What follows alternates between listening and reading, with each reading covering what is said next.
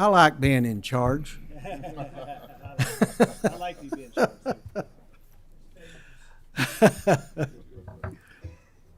I didn't say I knew what I was doing. I just said I like being in charge. And from some of the people I met in the room, all these colonels and generals, I've always wanted to do that too, you know. I'm kidding. Today I'm going to read a Lunch and Learn. The Reduce Radon-Related Lung Cancer in Kentucky. Today from 11:30 to 1:30 p.m. and Annex Room 113, ever which way that is. All legislators are invited to join the American Lung Association, Breath of Hope of Kentucky, and Kentucky Association of Radon Professionals for conversation and lunch Chick-fil-A. Conversation probably won't be so good, but the lunch, I promise you, will be good. And they're going to be two brief 10-minute presentations at 11:45 and at 12:30. I'm assuming that's going to be a video. But anyway, that's today. If we don't have a whole lot of fussing going on, 12:45 we'll be able to go eat ourselves. So, or 12:30. But that's today at 11 o'clock, 11:30. Mr. Secretary. Thank you. Last time I messed up, and man alive, I finally have got the bruise off of my shin that he kicked me with. Anyway, Mr. Secretary, please call the roll. Senator Berg. Senator Boswell. Here. Senator Deneen. Here. Senator Harper Angel. Senator Higdon. Here.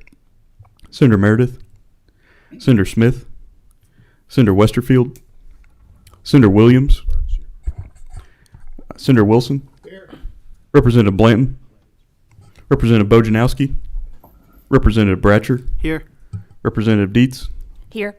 Representative Dossett. Representative Freeland. Present. Representative Fugit. Representative Gooch. Here. Representative Hart. Here. Representative Johnson. Here. Representative Cook. Representative Lewis. Here. Representative Maddox. Representative Massaroni. Here. Representative Proctor. Present. Representative Raymer. Representative Sharp. Present. Representative Stalker. Present. Representative Stevenson. Here. Representative Tackett Lafferty. Representative Thomas. Present.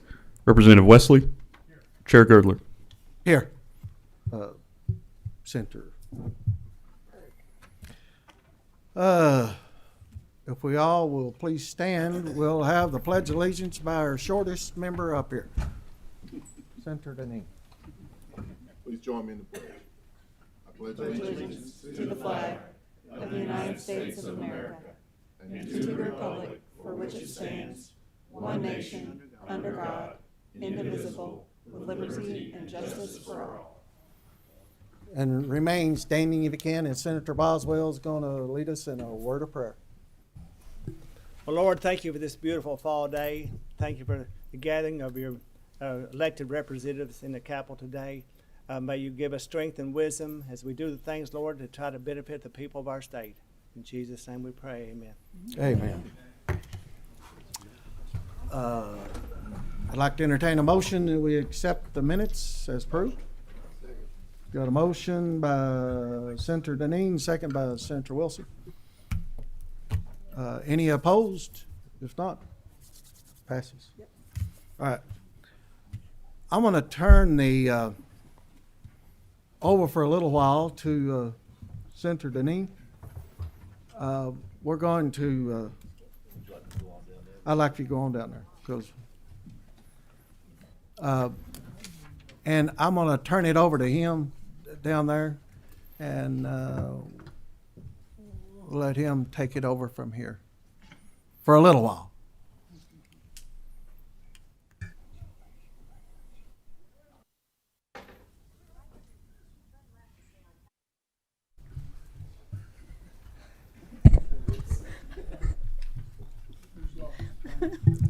All of us.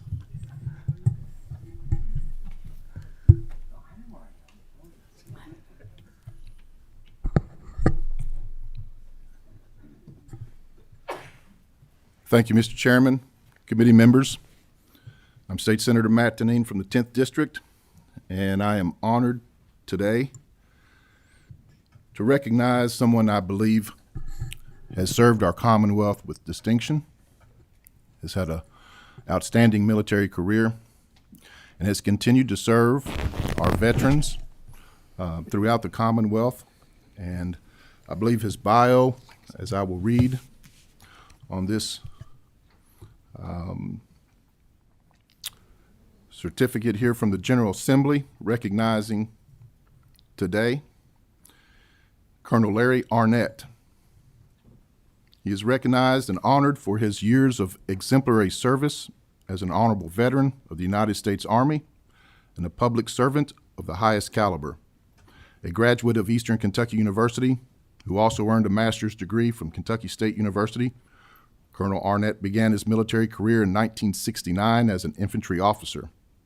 He would serve in active duty until 1973, fulfilling assignments as platoon leader, company commander, and helicopter pilot with the 23rd Infantry Division in Vietnam in 1970, and as an aircraft commander, flight leader, and air mission commander. In 1973, he joined the Kentucky Army National Guard, where he would become one of the youngest officers to command at a battalion and brigade levels. During the 1991 Persian Gulf War, more than 500 troops assigned to his command were successfully mobilized and performed exceptionally in support of this country's involvement in Iraq. A highly decorated soldier, Colonel Arnett was selected in 1997 as the Outstanding Alumnus for the Department of Military Science at Eastern Kentucky University, and in 2014 was inducted into the inaugural class of the Kentucky Veterans Hall of Fame. As a civilian, Colonel Arnett served for 32 years with Kentucky state government, fulfilling various leadership positions, including as State Director of Veteran Affairs, State Director of Air Transportation, Executive Director of the Office of Kentucky Veteran Centers, and Deputy Commissioner of the Kentucky Department of Natural Resources, the position which he retired in 2013. He is also a pillar of his community who has been actively involved in a myriad of civic and veteran organizations, inasmuch as Colonel Larry Arnett has consistently served in the interest of his fellow man, both as a soldier and civilian, and has continually utilized his time and expertise in service to his fellow veterans and to this Commonwealth as a whole. He has offered sincere commendation and gratitude for his years of meritorious service to his country, to the Commonwealth. And we are proud to extend best wishes for the utmost success and good fortune in the future.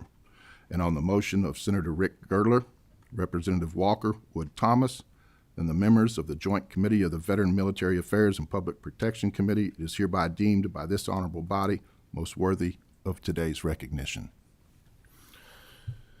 I'm proud to not only read his bio, but I'm also very proud to offer him a coin from the Veterans and Military Affairs Committee.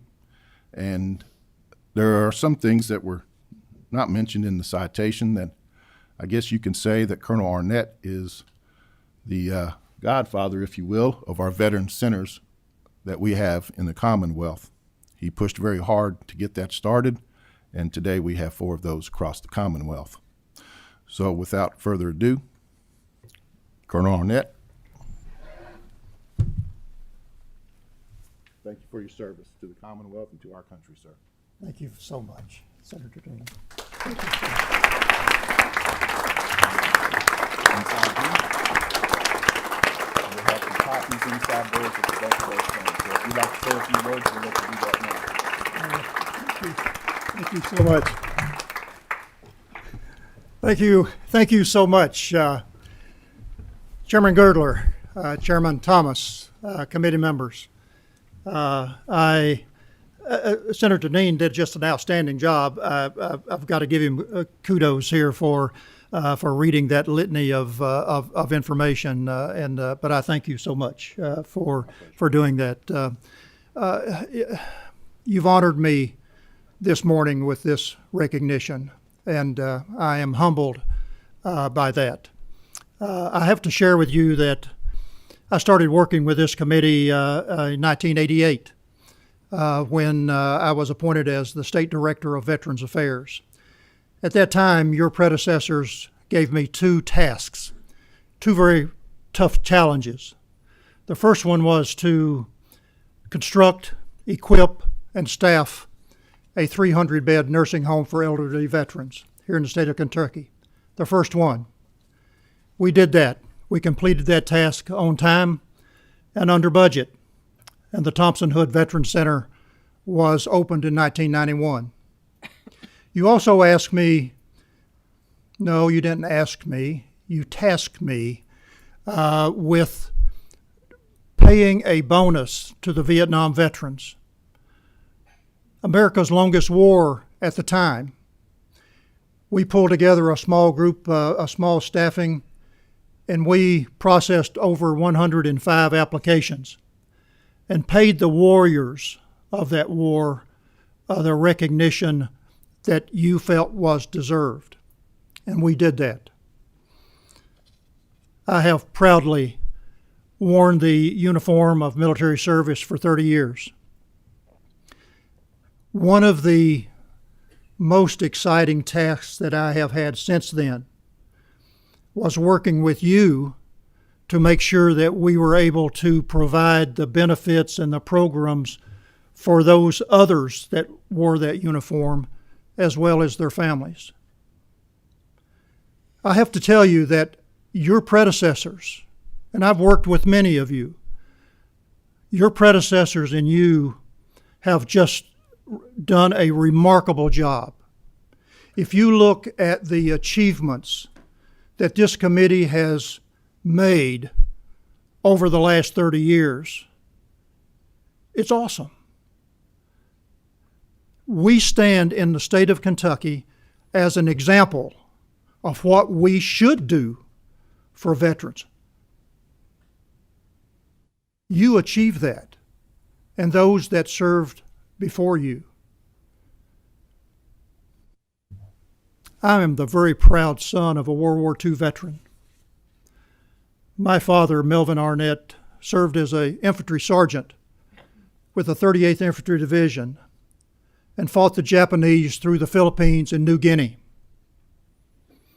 He came home, raised a family.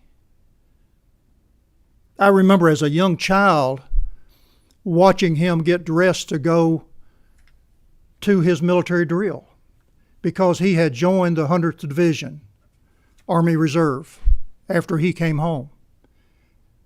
And he eventually retired as a first sergeant. I am also very proud to say that I am a father of Major Jeff Arnett, who has served 2 tours in Afghanistan and 1 in Iraq. In Afghanistan, he was embedded with the Afghan forces. In Iraq, he commanded an engineer company, and he's here with me today.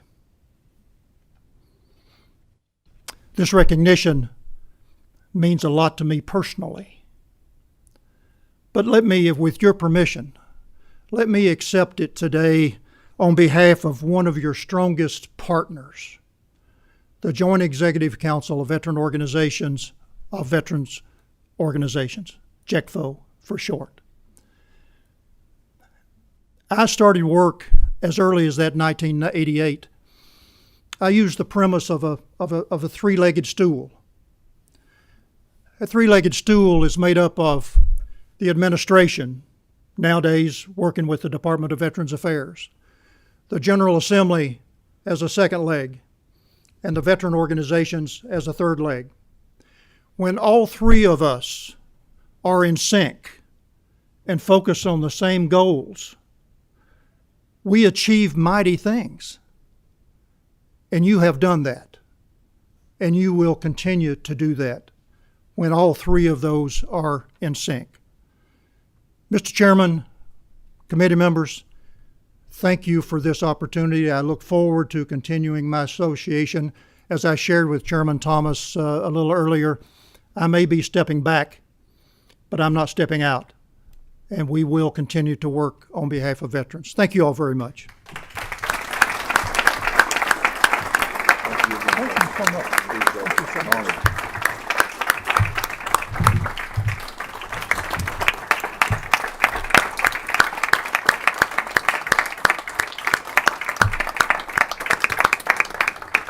If the other Colonel Arnett would stay standing, we'd like to recognize him.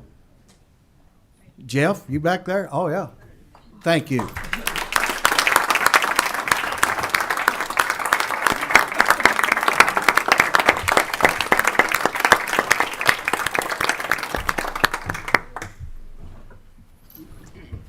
All right. We're going to invite, we're going to invite some Somerset boys. And I know one of them real well. He taught me how to fly. And then he told me I better put it on the ground and stay there, so I have. And the other one is, they told me today they was going to fly up here, but they didn't. And they got a helicopter. I thought you could fly a helicopter 10 feet off the ground all the way up here, but I don't guess you can. Anyway, gentlemen, if you all will come forward, introduce yourself, and let us know what you're thinking, and give us some insight into school resource officers, I think.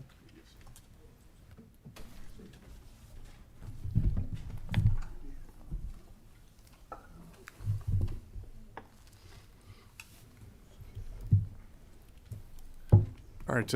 Good morning, Chairman Girdler, committee, and distinguished guests that are here. My name is Kyle Cummins. As Mr. Girdler mentioned, I'm from Somerset. My relevance here in the discussion, just as quick as we can, would be that I served 12 years in the Kentucky Army National Guard, where I voluntarily separated at the rank of Chief Warrant Officer 3.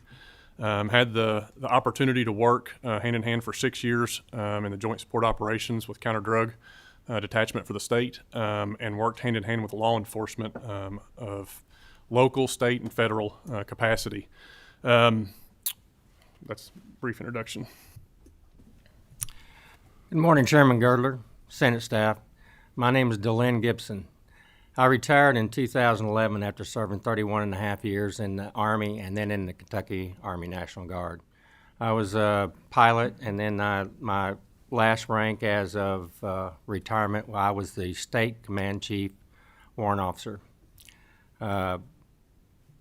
We are here today to talk about the School Resource Officer. We would like to give you some details. And by the way, he's the one that taught me how to fly. So if you hear me crashing or anything, that's him. Go ahead. Morning, Senator Girdler, one and all. I'm Phil Miller. I'm a retired colonel. I've served both on active duty and with the Army Reserve and also with the National Guard for almost 41 years. My last assignment, I was Chief of Staff and Chief Administrative Officer of the Kentucky National Guard. Retired in 2010, and for the last 13 years, I've served with Department of Defense agency known as Employer Support of the Guard and Reserve. We're a volunteer-based agency, and for the last 6 years, I've been the state chairman. Have 3 more days on that tour. Great to be here. The reason for our visit this morning, and we appreciate the opportunity, is after the most recent school shooting that was in the headlines, a question came to me again from one of our school officials that was something we've talked about over the last 4 to 5 years. And the specific question was whether or not I felt that veterans, National Guard members, and even federal law enforcement would be good candidates to serve in school resource officer positions. And the question is undoubtedly yes. But the reason for the question this time was of more urgency with our school official. A lot of work has been done in these chambers over the last several years and have made great efforts. You all have done some amazing things to provide funds, to mandate school resource officers, to increase training and abilities. And one of the issues that we the people are struggling with is providing you people to fill those positions with. So the question was, we had several vacancies in Pulaski County at the time for school resource officers, and his concern was that we do not have a big enough pool of people to pull qualified candidates from. Currently, it is directed mostly towards retired peace officers or current peace officers, and that pool of people is very small, considering the number of schools and positions that need to be filled. We feel that current National Guard members, as well as retired military, would open up an enormous scope of qualified applicants to fill these positions if we're able to vet them appropriately and get them into the training process. And in doing so, these people come pre-equipped with an enormous amount of training, an enormous amount of experience in public safety, as you all well know in this committee. It is something that we feel like would greatly increase the ability to have applicants in these positions. A lot of thoughts gone into that over the last few months, a lot of discussion with the individuals to my right and many others. But just looking to potentially open up an avenue for veterans, current National Guard members, and reserves to be able to get engaged in these positions from a standpoint that we would all say that we've enlisted or joined in these agencies, the military, to serve our communities, specifically the Kentucky Army National Guard.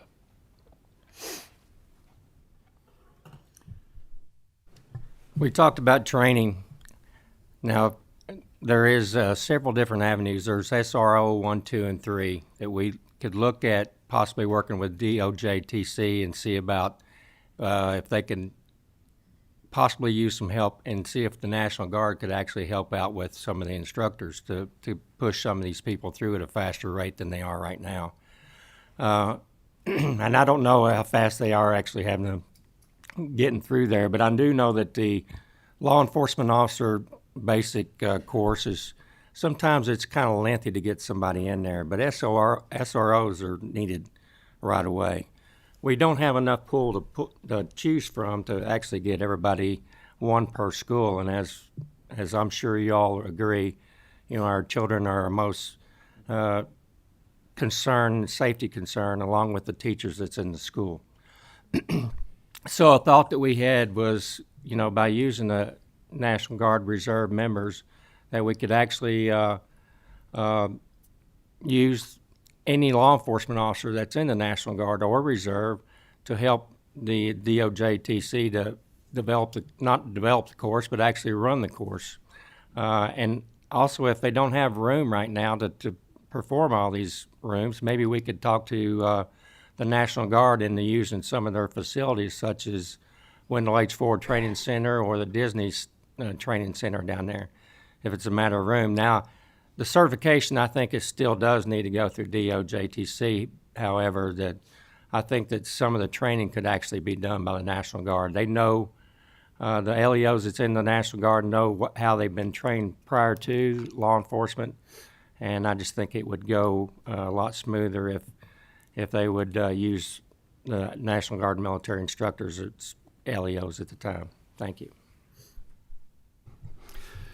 In terms of individual qualifications, I don't think you could find a stronger force than from our Guard and reservists, currently serving Guard and reservists, because they represent a community-based defense force here in Kentucky already, both collectively as well as individually. And in the last 10 plus years that I've worked with ESGR, one of the things that we participated in across the state is called Soldier Readiness Processing, and this is an annual event that takes place for every soldier and every unit. And I've had the opportunity to literally talk one-on-one with almost every one of these soldiers, especially with the National Guard. Let's take the military police, for example. Virtually everyone that I've ever spoken with and asked, what they want to do, what they do in their civilian careers, because that's what we're concerned with, and what they would like to do. And the preponderance of them all spoke vociferously, I guess you might say, of being able to leverage their military training as a military police officer, as an example, into civilian law enforcement. There are only so many positions available out there, and I do know that they readily apply when necessary. But I also know that when we have a yellow ribbon event and for a unit that has returned from a deployment, you will see a number of law enforcement agencies there that are eagerly trying to recruit them, whether it's the Lexington Police Department, the Kentucky State Police, or even the Border Patrol are there because they've recognized the value that they bring to the table as currently serving members of the Guard and Reserve. Also, when you consider the fact that on a yearly basis, we do drug screens, we do background checks, if you will. Most all of them have security clearances, which takes a considerable amount of time for them to be able to hold their positions. And we do all of these things to make sure that they are absolutely ready for the next deployment or that emergency when the governor says, I want everybody out on the street, and he mobilizes the National Guard.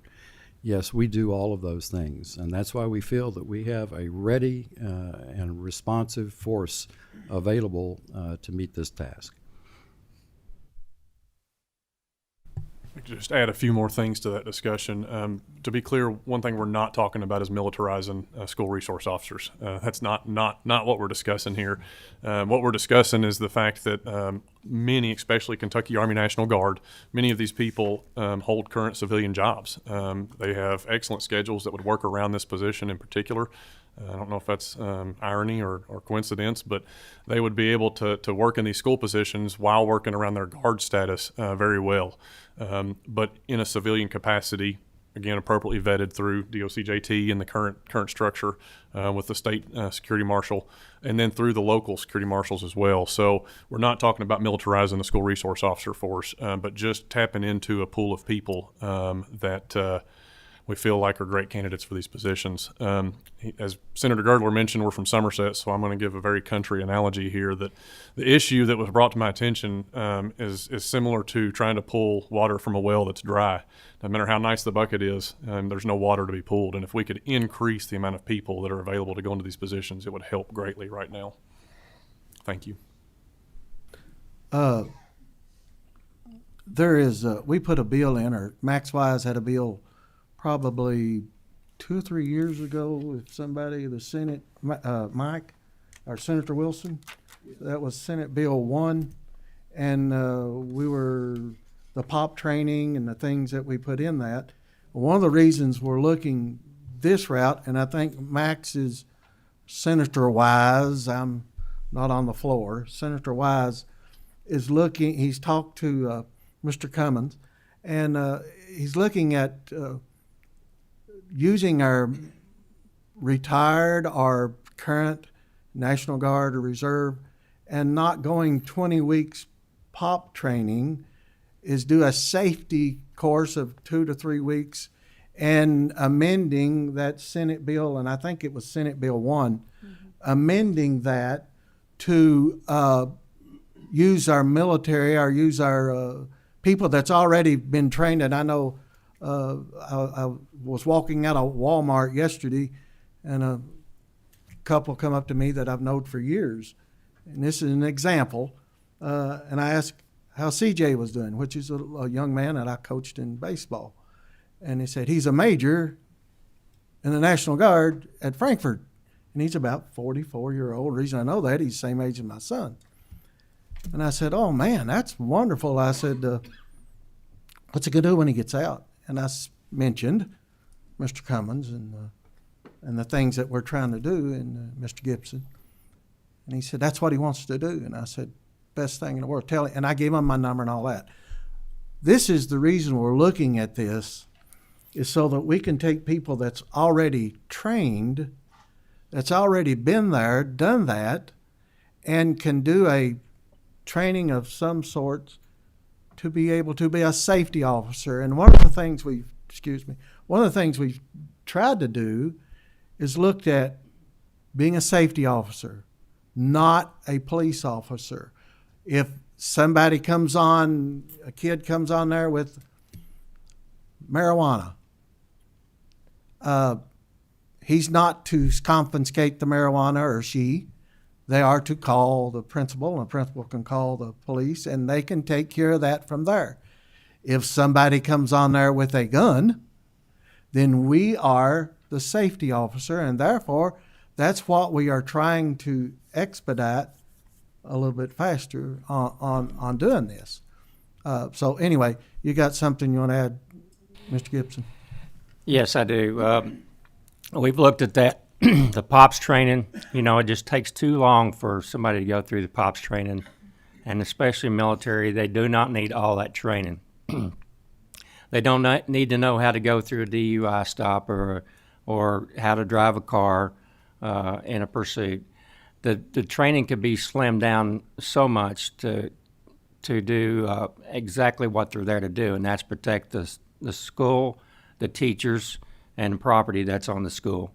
So we just think that could be slimmed down a lot. Of course, it's going to take some change in legislation as far as some of the other.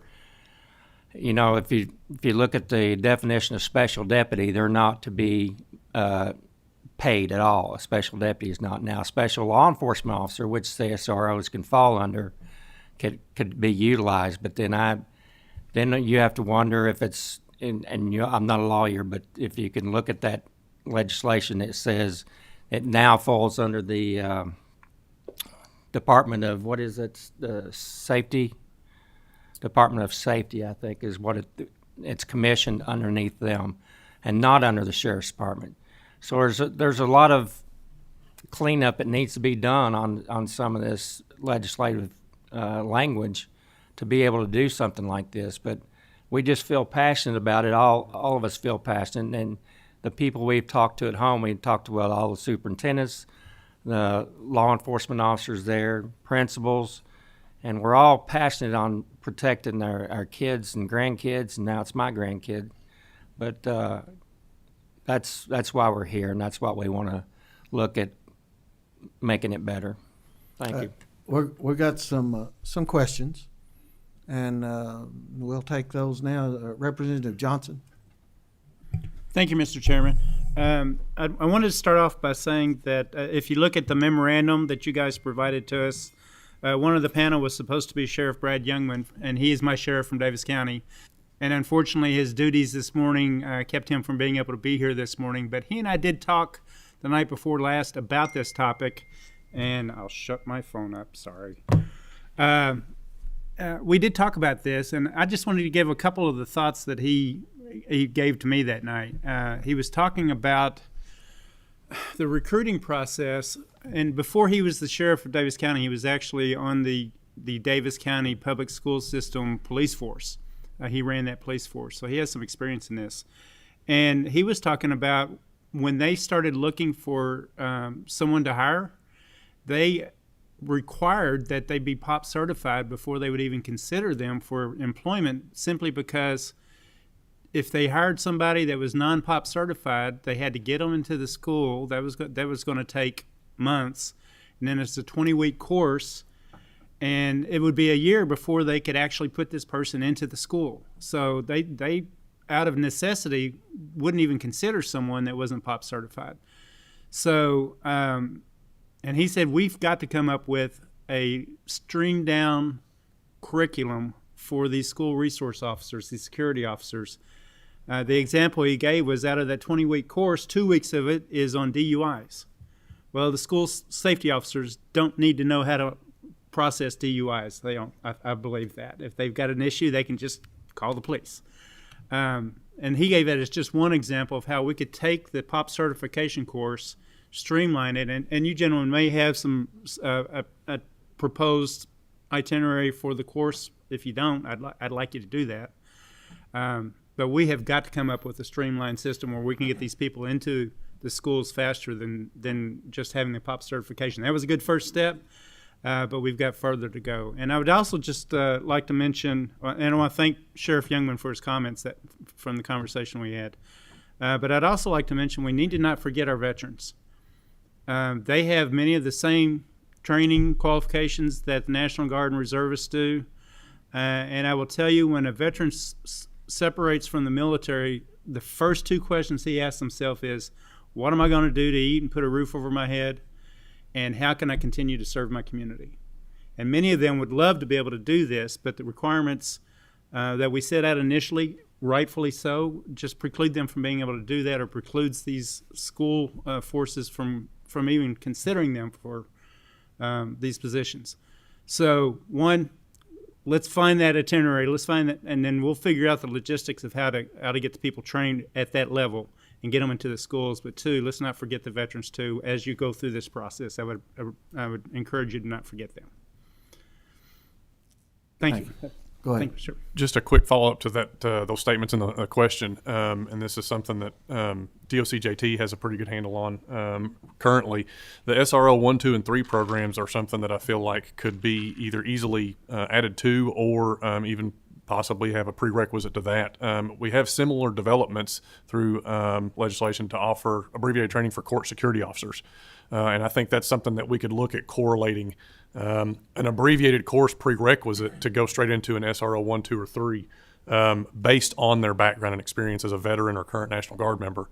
And that's something that we could definitely look at to correlate past training in the military, not just MPs, but also just everyday soldiers receive an enormous amount of training on urban involvement and things that do correlate. So if we could develop and or just add to possibly the SRO 1, 2, and 3 in comparison to something like the abbreviated court security, I believe it's a 2-week course, that would help tremendously.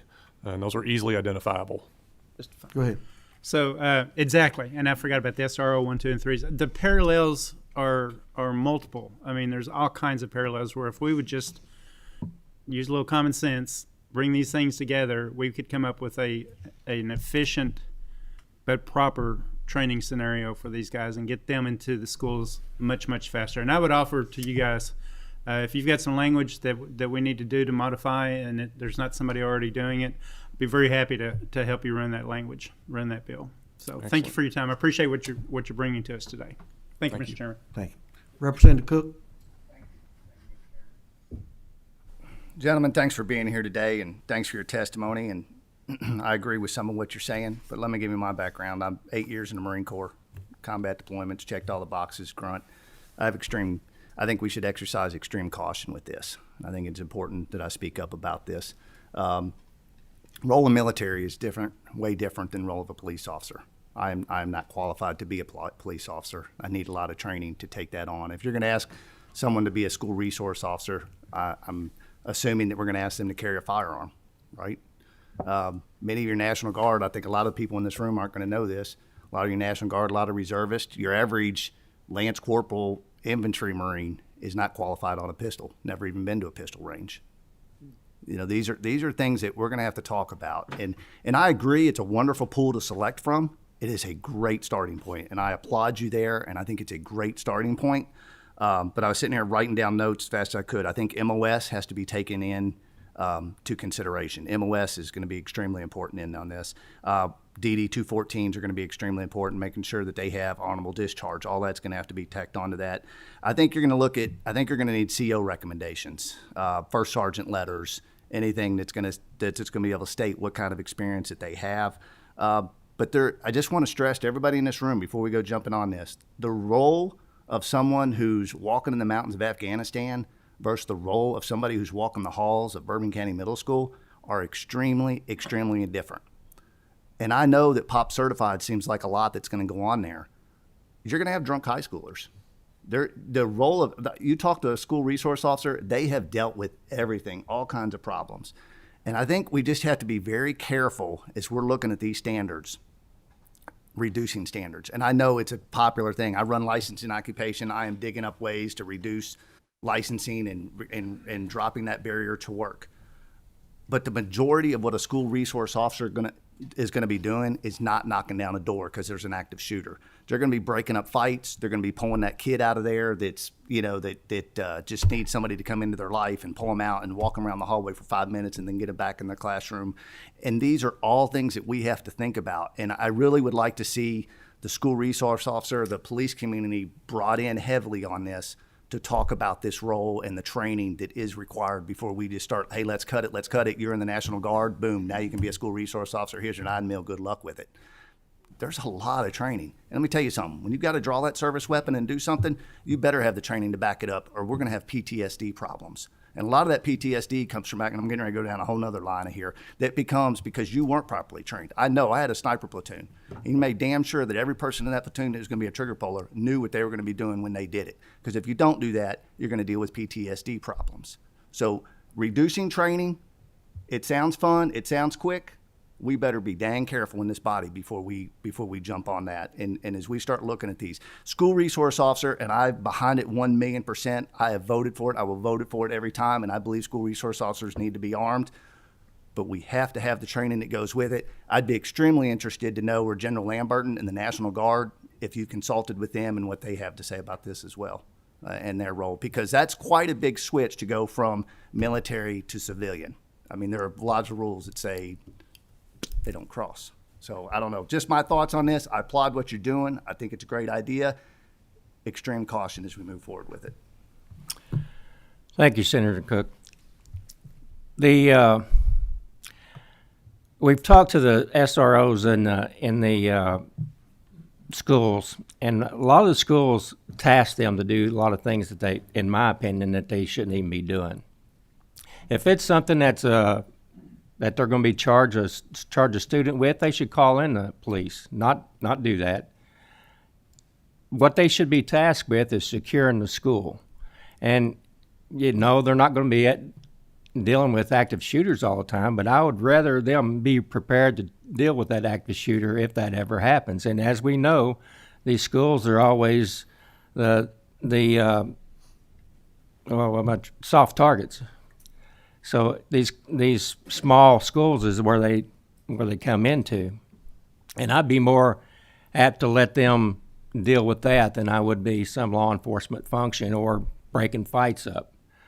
I mean, the teachers can break fights up. It's not that.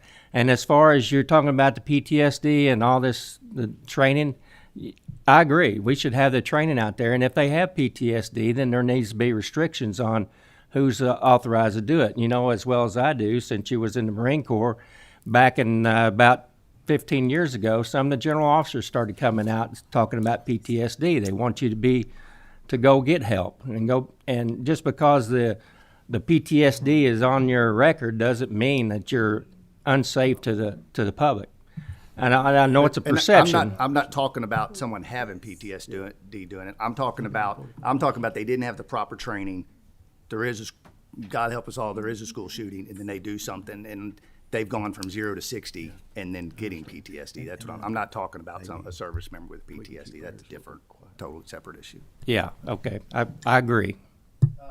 And then the follow-up on that, I think we better bring teachers into this conversation, because my wife's a teacher, all right? And let me tell you, that school resource officer that she has, he's a lifesaver, okay? Not just because of what he does, guarding the school, but because he is a father figure walking those halls. So you can't separate those missions. It is the same mission. You can't just have that school resource officer and pretend they're just there for that one day that might never ever happen. Because when they're walking the halls and they're doing all that, they have to be trained for that. They're going to be multitasking individuals. It takes a special person to do this. And those military, they do have the background. I know that they have this background. I know they can do it. I'm just saying we need to exercise caution as we move towards this. I'd just like to answer a couple of the questions there. My wife's been in the Pulaski County school system for 15 years now, and I have 2 daughters currently in the public school system. And I agree with you on most of what you've said here, Senator Cook.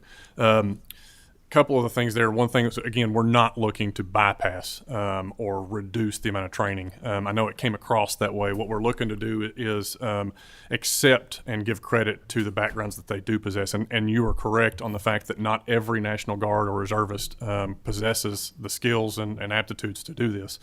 We currently have a vetting system for that. So these people are not prohibited from these positions currently. They're just asked to go through a much lengthier process that does involve things that they don't need, such as the DUI training and other things. So what we're looking to would be more similar.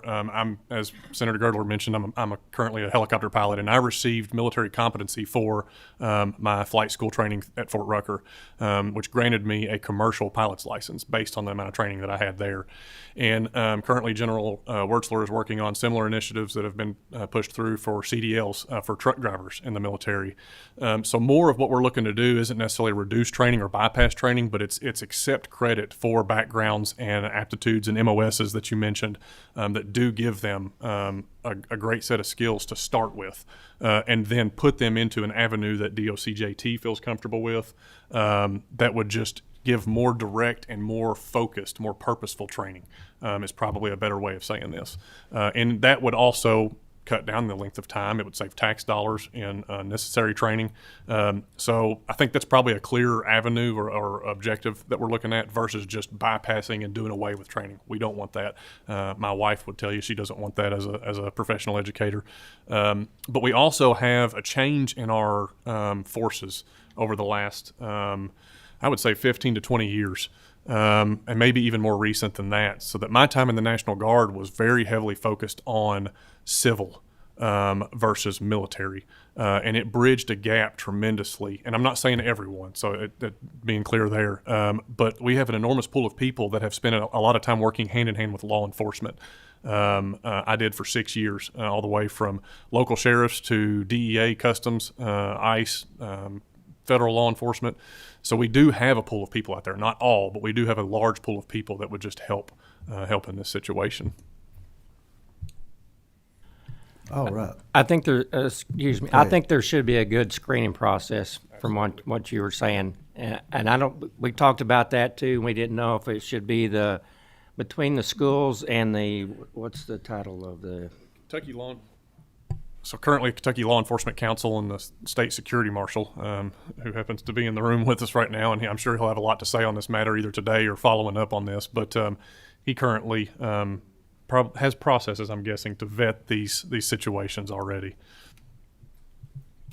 Yeah, I think that should be done, and if there's any type of also, and I agree with you on the teachers or the superintendent should be involved, because just because you're qualified doesn't mean you're going to be a good fit in the school.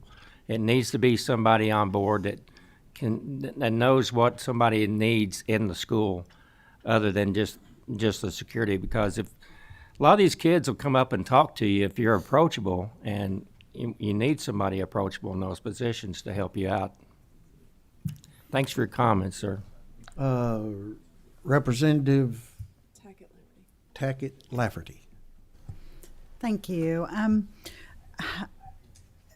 Correct me if I'm wrong, but it's my understanding that the way these SROs are hired, our local Board of Educations contract with our local law enforcement agencies like our sheriff's departments and our city police officers.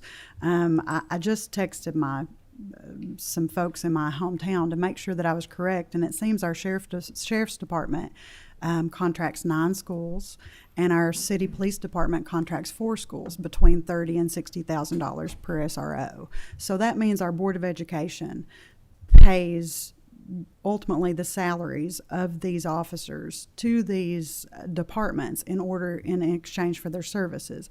And these departments certify and vet and make sure they're qualified in exchange. So what agency are you asking that there be another pool for our local police departments to choose from, or will there be an agency that you're proposing will do the vetting and will be paid and hold everyone accountable for these hirings? So there's probably someone in this room better equipped to answer this question than myself. But in the last few months of research that we've done, Pulaski County, for example, has what I know to be 2 different ways that you can serve as a SRO. One is in a part-time status, which is where they really, really look for the retired peace officers. Mm-hmm. And that is because they're already receiving the benefits. They're able to be paid directly by the school system. The other is that it is a full-time position where the sheriff's department supplies a deputy. So we currently have 2 different ways, and I don't know if that's the way the rest of the counties in the state are run, but that does create some issues back and forth. There's a little bit of difference in and who they think they work for and who has the ability to task them with different things. So there is some complication there that I would assume other counties are experiencing. But that's the two capacities. They're all responsible and answering to the school system as well as the sheriff's department because they receive equipment and things from the sheriff's department. But it does currently create a muddied, for lack of a better way of putting it, structure. And some other counties may have different ways that they're going about filling these positions. But in my mind, we have county level school security marshals that should be heavily involved in that process as a authority, an accountability figure, and they all answer to the state security marshal. And we have a rank structure in place that I feel like we could appropriately vet these people and make them accountable to those positions if they're not already. Follow up, please. Go ahead. So ultimately, I have seen a lot of retired police officers coming out of retirement, but they are ultimately going to work for either our city police departments or our sheriff's department, and then they're going into the school system. So, in the proposal that you have, would it be that the Board of Education would be the employer aside from the police departments? Yes, that's correct. But let me just tell you that we don't have all the answers here. All right. We're looking for maybe to get a committee and start an open discussion about all this stuff and get something going. You know, the legislation was put out there for have one SRO per school, and some counties are having issues with getting that many, and you know they're not POP certified. So we're just trying to come up with a discussion on getting things started out, and we don't have all the answers, and I hope y'all don't think we do. But I mean, we're open to any suggestions too. We've done back, our research on what we could. Of course. So, I appreciate where this conversation is coming from, trust me, especially being from a small town. And last year, as many people know, my local police department lost 3 officers. Our local departments lost 3 officers in a shooting.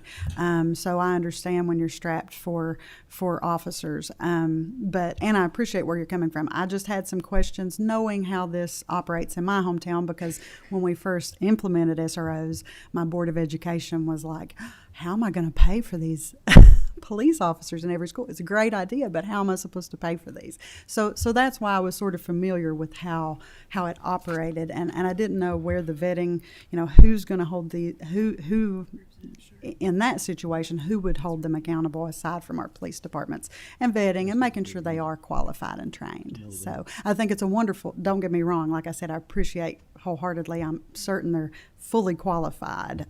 Just wondering about your structure. I understand it's a starting point. So thank you for your answers. I think different departments do it different ways too. I know our sheriff's department, even though they're retired police officers and the schools actually pay their salary, the sheriff's department still supplying their weapon and their car and any equipment that they have. So it's still a cost on the sheriff's department for an SRO that they won't even take advantage of if they're there on a part-time basis.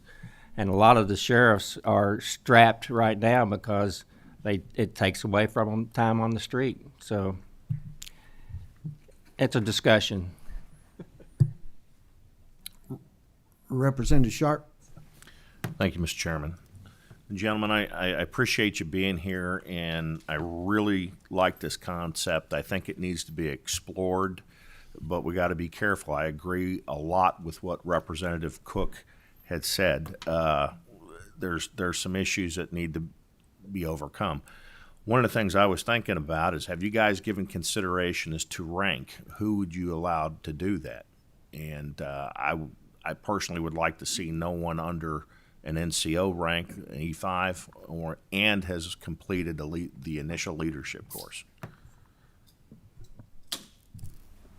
To answer that question, I see exactly where you're coming from on that, and I don't know that you can really isolate that to a rank as an answer. And the reason I say that is because I worked with a lot of NCOs and commissioned officers that didn't possess the maturity to hold these positions. I think it would be more of in the vetting and application process, as we currently do right now. The sheriff's departments, when they interview these people, you get a feel for somebody and their maturity level and their aptitudes, and I think that's extremely important here. I don't know that we could pin it down to a rank. I think it's something to consider for sure, but I think it would probably lean more heavily on the application process, the interview process, to see if this person is capable of doing it. We currently have a lot of very young deputies. It was a discussion we had on the way up here right now that even if we don't open up this avenue, we have the ability right now to have deputies that are, in their early 20s or possibly even younger. I don't know right now what the requirements are age-wise for that, but we can have a lot of what I would consider very young, very new people that go through the hiring process to be a deputy and then in turn go straight into an SRO position as a early 20s individual, which would be comparable to enlisted, lower enlisted, E1, 2, 3, 4, those types of ranks. So I think, in my opinion, is all that is that it would be very heavily weighted on the application process and interview process, which we currently do, just to weed out those that don't possess the maturity. Leadership training would be very beneficial in that, but I don't know that the rank alone would justify being a qualified candidate, in my opinion. And I agree with you. I think the rank would be a start. And then the process, which you just talked about, would be one thing. Because when I see an E5, a sergeant, I know that he's got at least 3 or 4 years in. I know that he's got weapons training, firearm safety things that he has done. He knows how to handle a weapon. He knows how to lead troops. And you're going to be putting this guy, into the school. And as Representative Cook was saying, he's a father figure. And those are issues. So I see that, at least from my standpoint, as a starting point, not necessarily the sole qualifier. Sure, absolutely. Thank you. Thank you, Mr. Chairman. Thank you. Representative Massaroni? Yes, thank you, Chair. A lot of the drug uses, overdoses, drug dealing is not being reported to our local law officials.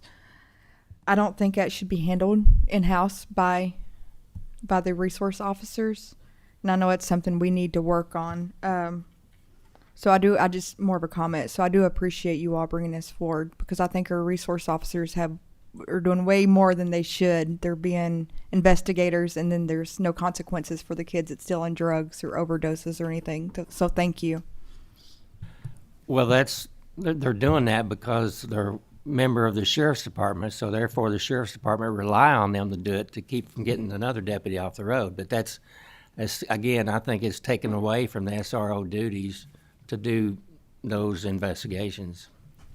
We've actually had some comments. I apologize. Okay. We've My had some, local law official said they don't get reported. Anything that happens in the school is handled in-house. Yeah. So if there's overdoses or anything, they don't know anything. They don't get to investigate. They don't know anything. So maybe I'm wrong on that, but I'm sure it's different at every school dynamic. We've actually had some comments from our SROs that state that, if they do those things or they enforce those things, then they lose trust of the student body.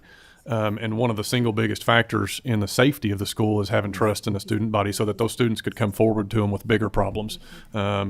For example, somebody that talks about bringing a firearm to school or to do some type of harm to someone. So it's almost like a double-edged sword. They get put into this situation to where the students need to have trust in that SRO position. And if they're constantly writing them citations for vaping or having drugs or those different types of things, then they lose the trust of the entire student body. They become more of an outcast in that group, and they need to be able to maintain that trust of the students for the safety. And the biggest single factor right now, the reason this discussion was started, was that our assistant superintendent came to us after the most recent school shooting and said, all this other stuff is secondary. Every bit of it is secondary, and that's what the sheriff's departments need to be able to do. They need to be able to be called in and enforce those things so that the school resource officers can do one thing as a priority, and that's protect the life of the children and the teachers. And they're constantly distracted from that. So there's so much of a personality dynamic that goes into this as well, where those student resource officers or school resource officers need to have the trust of the school.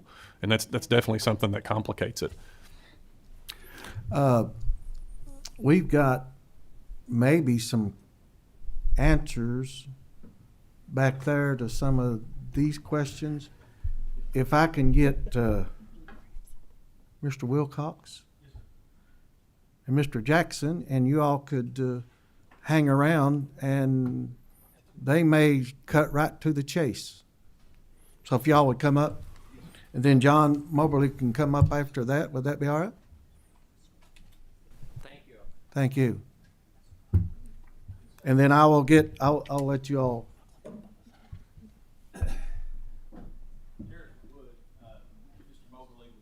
That's fine. That's fine.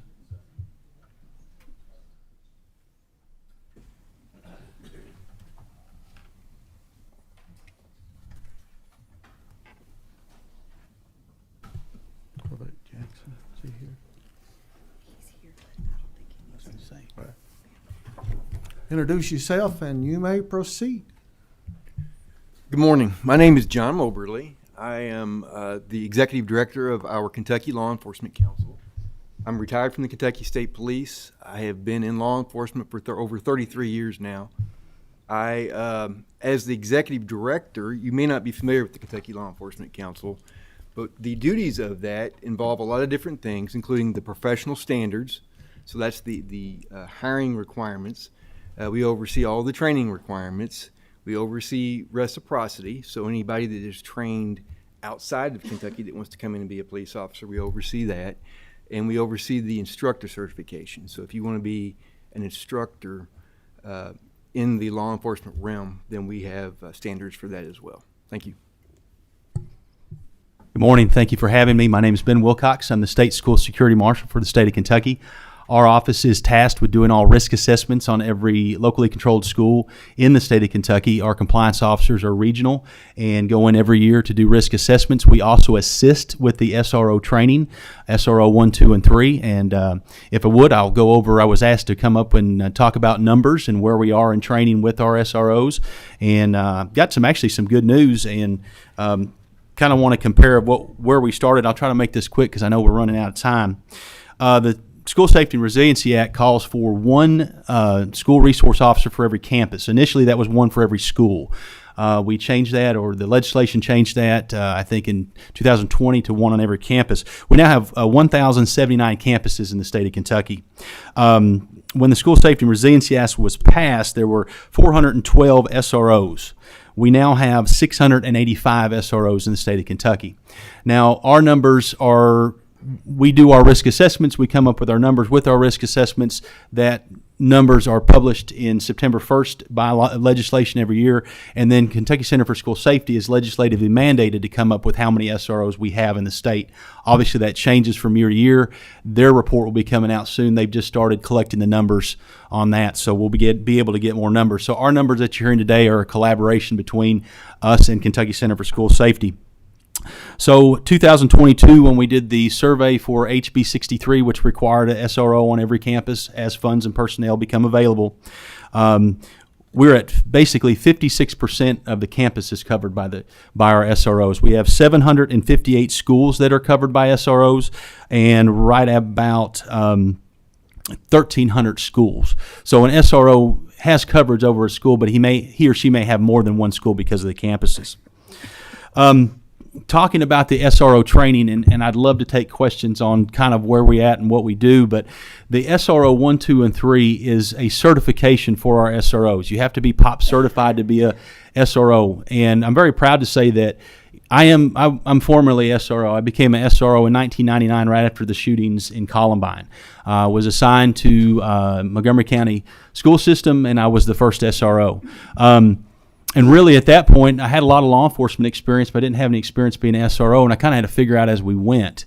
And with the passing of the School Safety and Resiliency Act, 120-hour certification for all SROs, we're the only state in the country that's doing that much certification for our school resource officers. And I'll kind of explain why it's so important.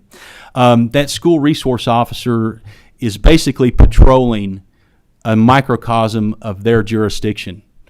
They're doing all things that a police officer would that was patrolling on the street, but yet working with students in the schools. And having that 120 hours makes a specialized unit after that SRO. That SRO, you just can't put a police officer into a school. You have to train them how to be a SRO. And I feel it very important that we can finally say that people are looking at SROs as a specialized unit, maybe even the most specialized unit that we have in the state. We have detectives, we have canine officers, we have SWAT team members, but I think the most specialized unit is going to be your SRO. By law, we have to have at least one trusted adult for every student in the state of Kentucky, and that SRO is that one trusted adult for a lot of kids. So going over what our training entails for SROs, by law, foundations of school-based law enforcement, threat assessment and response, youth, drug, and abuse, school resource officers as teachers and mentors, youth mental health awareness, diversity and bias awareness training, understanding student with special needs, de-escalation strategies, social media and cybersecurity, and trauma-informed action. That's all training that's received in SRO 1. That's the first 40-hour course that's required for our SROs. We didn't write SRO 2 until we taught SRO 1. And then we brought our officers in and we said, what do we need? What do you need as SROs? And we thought they'd say more active shooter training, more firearms training. They looked at us and said, we're great at being cops. We need to learn how to be SROs. We need more mental health training. We need more trauma-informed care training. We need training on how to work with these kids. So what we have done is added a lot more of that to our SRO training. We are working to make the SRO training more available to our SROs. I really wanted to bring this up today. We are now going to be regionally training our SROs. Our compliance officers, again, are risk assessment officers, and we'll be utilizing some of them to assist in training, but we'll be using Hopkins County for SRO training, E-Town, along with Boone County, and back in Richmond. And we're going to do our SRO training during the summer months, so we don't have to pull our SROs out of schools during an actual school year. And that's what we're getting from our superintendents, is like, we don't want to lose our SROs. We don't want them to go to training for a week. We want them in the schools. So we're actually going to be doing our SRO training during the summer months, and it's going to be regional, so it's easier for our SROs to make that. So other things I just want to go over is, again, the SRO that's in the school is a full-time police officer. They can make arrests. They should be making arrests, because in the passing the School Safety and Resiliency Act, one of the issues I came up with as a SRO was that the schools didn't know how to utilize me. And they thought, well, if a kid's just being bad, we're going to call Deputy Wilcox and he's going to come down there and arrest him. That's not what we do. We can enforce laws. We should be enforcing laws, but by law, there has to be an MOU or policy that SROs are not utilized for discipline. That is not what SROs need to be doing. They need to be police officers, and they need to be working in the schools. As for DUIs, I'll have to say I've arrested more than one DUI while on school grounds. Hate to say it, but you get that call when a parent is coming through the pickup line to pick up their child, and they smell alcohol on them. And that's when an officer has to step in and make that, because they are protecting students. That's what they're there for. So I'll take any question you have on actually what training we have as for SROs, or how it works in the state. I know there's some questions out there. I don't want to try to cover everyone by just talking. I'll let you ask the questions, and of course, Director Moberly can come up with and talk to you about reciprocity and then the actual training standards that go into being a police officer.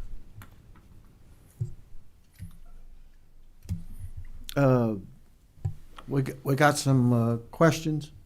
Let me get Senator Boswell. Thank you, Mr. Chairman, and thank you, Representative Cook, for your comments earlier. I thought those were excellent comments. As I see this, I think the real problem right now is we have a shortage of resource officers in our state. Now, back during the legislative session, there were some difficult bills here, and unfortunately, at my church, we had to have heightened security. And most of the people that do the security at our church and our Christian school are trained with concealed weapon permits. You know, they know how to use a weapon. But I will just say this: I may be an outlier here. For me personally, the most important thing for me and my 14 grandchildren, whether in private schools or public schools, there'll be an armed person who knows how to use that weapon on the school property. I don't care if he's friends with my grandkids. I don't care if he's friends with the teachers. I've been around, recently been around Attorney General Daniel Cameron, and I've been around the governor some, and they have a security detail. And those people are there for one purpose and one purpose only, to protect those individuals who are at high level office in our state. And that's the way I view my primary concern, is to have someone now on those properties who's there to protect the children. And as we go into the future, the more training that person can get, certainly we would all be in favor of that. But let's get them in there, and let's get them protecting our children. And then all this training and all the stuff you're talking about as we move along in the future can all take place. Thank you. Thank you. Representative Hart. I had two questions, and both of them have pretty much been answered. I would just like to emphasize, as we move forward with this process, there's a lot of discussion and a lot of due diligence that need to be done before we make any changes, and I think all parties here agree on that. And I would also mention my experience in the military as an enlisted person. You probably need to target MOSs, specific MOSs, and not just say military personnel, because not everybody in the military, you might be an admin guy or a logistics guy, are qualified and have the particular qualifications that you're looking for. So I would target MOSs, and I don't necessarily think I can see the logic behind Representative Sharp's comment about rank, but also you've got people that serve in the National Guard and the reserves that are E3s and E4s that are police officers. So you kind of need to probably vet these people and take them on a case-by-case basis if we ever put something into place. And the other comment, and the final comment I would make as we move forward, I think we as a state need to decide what avenue do we want to go. Do we want our SROs to be law enforcement personnel, or do we want them to be specialized security personnel? There's a big difference, and that could be the determination of what type of training they're going to have. You know, if you're wanting them to be specific to enforce laws on a school campus, which I think maybe is probably overkill, then you're probably going to need the POP certifications. But if you're wanting specialized security personnel that are trained on firearm use, arrest powers, and stuff like that, that's going to be definitive to what they're doing to protect that school, then you can probably lessen the training a little bit and specialize it. They need to have more training than just a common security guard that's licensed to carry a firearm. They need to have training like police officers and military. Especially, I went through the MP Academy with the Army. You know, you're trained on how to engage somebody. They need that type of training. Your security personnel don't normally get all that. So I guess my point is there's a lot of discussion, a lot of good ideas are being thrown out here, and I've listened to a lot of comments that I agree with. But as we move forward, we probably need to have a lot more discussion and get the right thing in place and make the right definitions so that we do put stuff in place. Thanks. Representative Bratcher. Thank you, Chair. I appreciate your all service and you all being here today. I think this is a really good idea.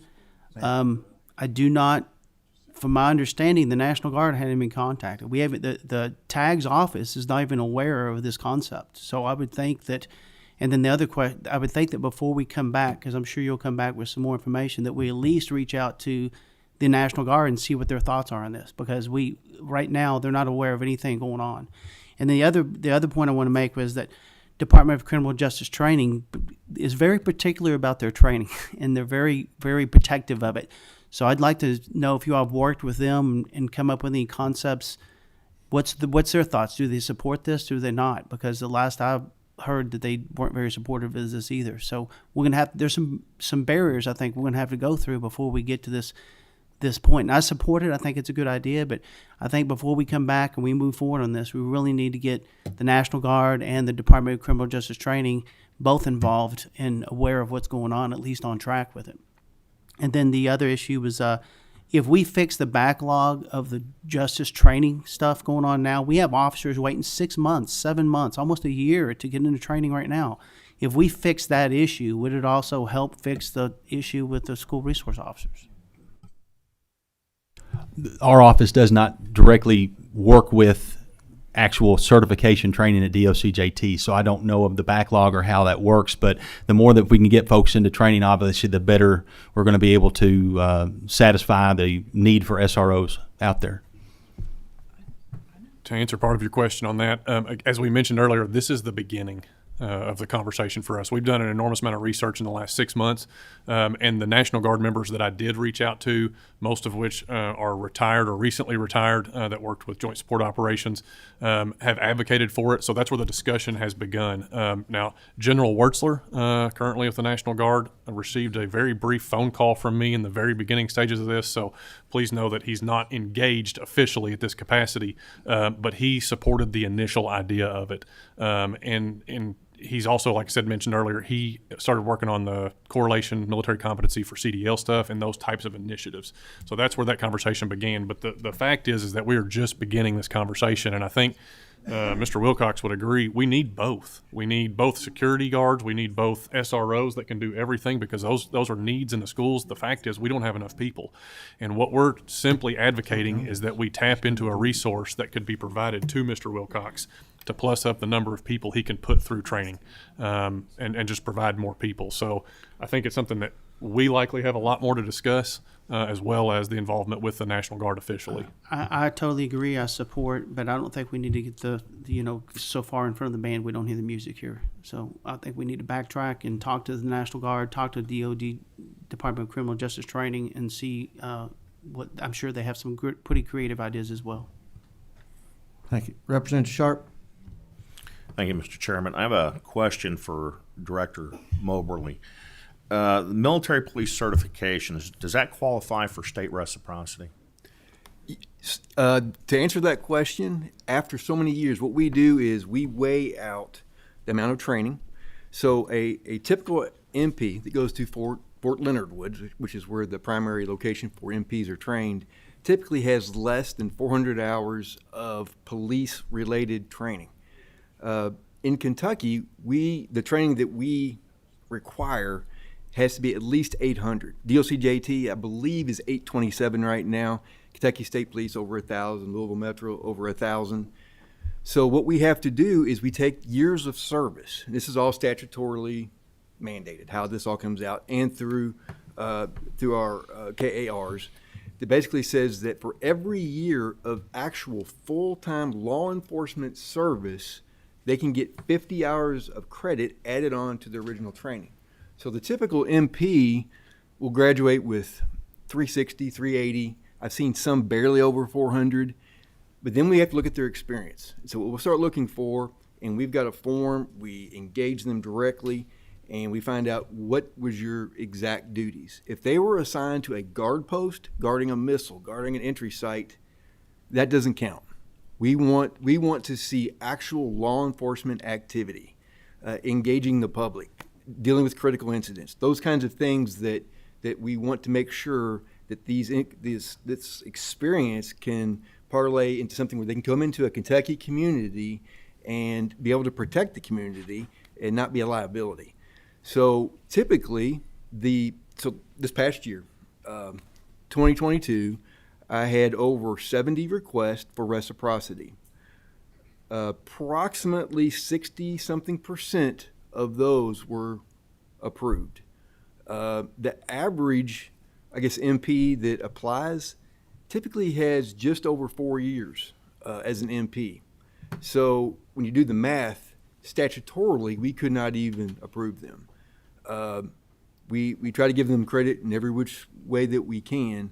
Of those individuals, over 70 reciprocity, only as of, this was a couple months ago when I checked these numbers, but as of just a few months ago, only 7 of them were actually active police officers in Kentucky. So 70 applied, approximately 40 were approved, and 7 actually accepted and started working in the job. 2 of those have already resigned. So we have a process for reciprocity, and I think it's pretty good. We vet those very, very carefully. Well, I'm glad to see that's changed, because when I retired, they told me absolutely not. So, all right, and that's. And But I did go to apologize. KLD. I did go down to your organization and went before them, and I did get certified in 2006 or 2007. Yes, sir. But I never went to work anywhere.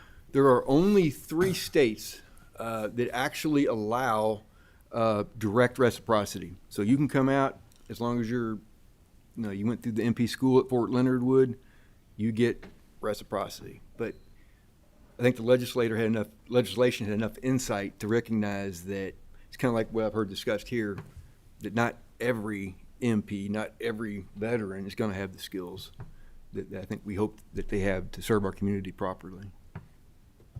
Well, and I agree with that statement. Yes, sir. I appreciate it. Thank you. Thank you, Mr. Chairman. Thank you. I know this went a little long, but in defense, our most precious commodities are our kids. I've got 9 of them, 9 grandkids.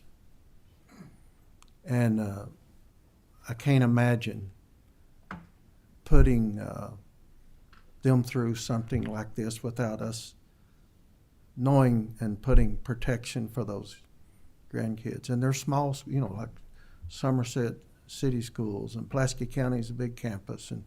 And I do worry about those. And I got a 17-year-old grandson right now that when these things go on, his first question is, "Pap, I'm scared to death somebody's going to come through the door on us." So I'm like Senator Boswell. You know what? All I want is somebody to stop that idiot that's coming through the door. It's all I want. And so we need to study it. I know that. And I know that the PTSD and the things of that nature, I've been in the insurance business, and I know that, what goes on there. But this is the most, in my opinion, this is the most important subject we've got this whole session. And I hope that we can all come together and get this thing taken care of, because we need, how many campuses did you say we got without SR? Over 400, sir. Yeah. So this is very important to me. And I know it went long. And John, you can add anything you want to add. If you'll give me 2 or 3 minutes. Yes, sir. And do anything you want to do. I'll give you 5, and then we got another people. Yes, sir. Thank you. Thank you. And I'd like to answer some of the questions I think that did come up already earlier. The SRO process, or the mechanism to actually become an official SRO, there are 3 ways. I know that was something that was brought up. You can actually be employed by a local law enforcement agency or sheriff's department. That's one way, and that's what we're most familiar with. Last year, legislation passed that allowed for what we call school-based law enforcement agencies. In other words, that school can create their own law enforcement entity. And there's a lot of rules and things about that. The individuals that work as SROs through that, of course, they have to go through the same process. They have to be certified. They have to complete our professional standards. And they have to complete the SRO trainings that the school marshal's office is now producing. The third way, it was also mentioned by these gentlemen, in that the special law enforcement officer, but that it's a very confusing term. The special law enforcement officer on its own is a non-certified individual. If you think back to what Jefferson County had a couple of years ago, that's what they were. They were special law enforcement officers. They were not SRO certified. Now, all of those individuals were retired police officers, but the school did not want them working within the school. They wanted them working out of a central location or patrolling, something along those lines. It did not meet the standards, the very good standards that were legislated several years ago. So those are the 3 ways. Well, so I guess I need to clarify this a little bit more. So you have the special law enforcement officer. That's what Jefferson County had. There's another term that we utilize called a SLEO, which is the acronym for Special Law Enforcement Officer /SRO. And what that is it's a contract position that the county, the city can create with an officer, an individual that they actually supervise. They are not connected to a police department or sheriff's agency, and they basically directly pay them as a police officer. It's because they have already been certified and they've attended SRO training. What that does is it allows them to have more control of what they want done, which is not necessarily always a good thing, I would think. But it is being done, and I don't know how many of those that we have. I don't think there's many anymore. But that's the third way to actually be an SRO. Special law enforcement officer, if I start going over, please stop me, and I apologize. The special law enforcement officer position is something that is an individual who, by statute, has to have minimal training.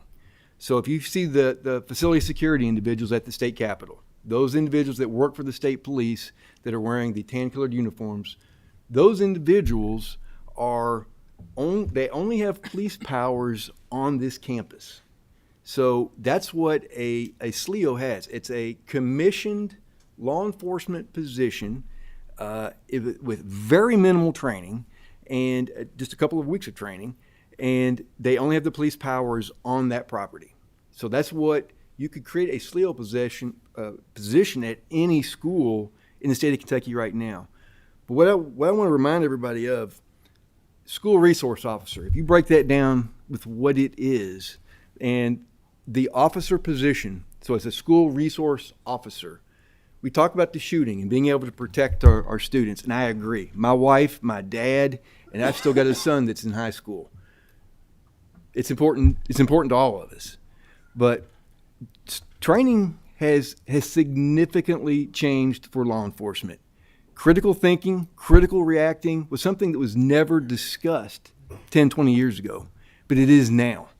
Things have changed. We have to make sure that our officers are stress-induced. In other words, they have to be put under pressure to do their job and multitask. And the school resource officer position is so specific to working in that confined area and with children and all the different things. You don't want a child pulling out a pencil and somebody, pulling a gun on them to try to deal with this problem. Now, to say that's ever happened, I don't know, but the training that our law enforcement officers are getting today is so different. It is so much more critical. It's so much more in depth. And you don't want them to learn how to do something. You don't want to learn just how to respond. You want them to be excellent at it.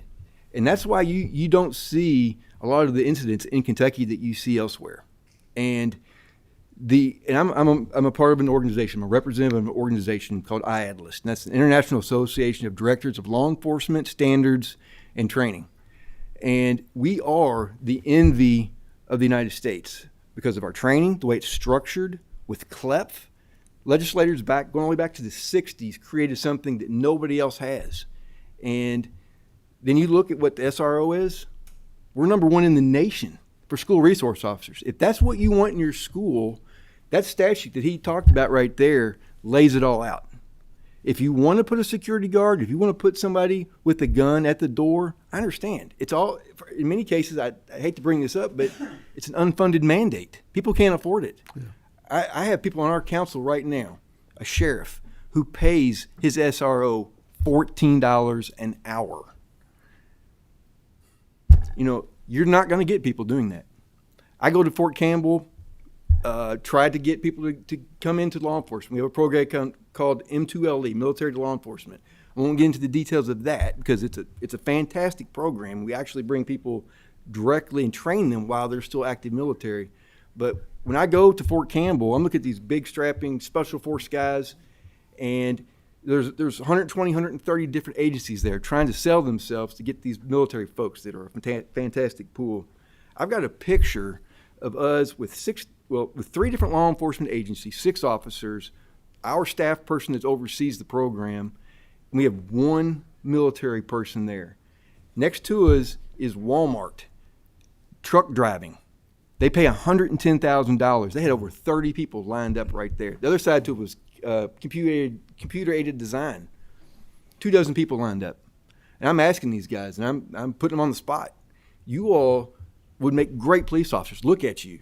And they tell me, man, there's no money in that. Why would anybody want to do that? It's an abused piece right now. So I say all that in you have options. Representative Johnson promised this would take 30 seconds. Yes, sir. I just actually received a text message from a constituent who's watching the meeting right now, and he suggested that we not forget one other organization, and that's the Coast Guard. Yes, sir. I think there's a lot of parallel trainings there as well. So as you think about these things, if you would just make sure to consider them as well, appreciate it. And we do. Yes, sir. Thank you very much. I agree. Thank you, Mr. Chairman. Thank you. If y'all hang around, Yes, sir. we got another group coming in, and if they've got questions or got any suggestions, please, and then y'all as well, Kyle and Delenn. So thank you. All right. Thank you.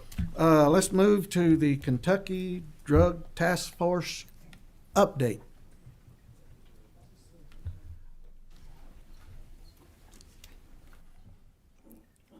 I'm very sorry, but you've got 27 minutes. Then Jessica is going to run you out of here. Piece of cake. We'll do it in 26. All right. Thank you. We want to go to lunch too, so we're with you.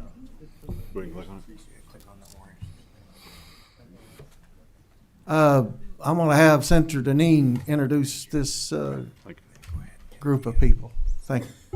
I don't want to cut into your time. I know time is short, but I personally asked this group to come before this committee. I have spent time with the Hardin County Drug Task Force Unit in my district, and I have spoken in depth with their personnel. And I can tell you folks, we are under siege. This is critical. What they are about to talk about today and the funding that is needed to protect our children from fentanyl and the other drugs that are coming into the Commonwealth in waves. Just today, Lexington has made national news as one of the hot spots for distribution. And along our corridors of I-65 and I-75 from Louisville to Lexington, it is upon us, it is here, it is killing our kids. So I implore you as committee members here to give them your full attention and to consider the funding that they will request and the funding that they will discuss. More importantly, I want to point out that they have lost funding. They've lost funding from our federal government, from grants, and just like SROs, they're undermanned. Any help that we can give this group and the other 11 drug task force across the Commonwealth is critical. It's critical for the safety and for the health of our Commonwealth. So with that said, I'd like to turn it over to the gentleman at the table. Please introduce yourself. Mr. Chair, members of the committee, my name is Van Ingram. I'm Executive Director of the Kentucky Office of Drug Control Policy. I'm Tommy Loving. I'm retired Kentucky State Police. Been director of the Bowling Green Warren County Drug Task Force for 25 years. I see my senator up there, good friend. And I'm also the executive director for the Kentucky Narcotic Officers Association that represents 400 drug enforcement officers across the Commonwealth. I'm Ron Eckert. I'm the director of the Greater Hardin County Narcotics Task Force.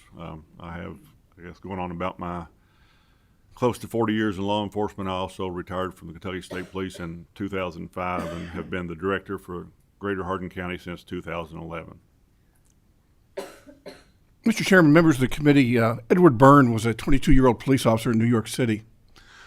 Parked his patrol car outside of a cooperating witness's house when he was distracted by some people on the passenger side of his car while he was being killed and shot in the head in his driver's seat where he was. This happened in 1988. Then too many governors on my mind.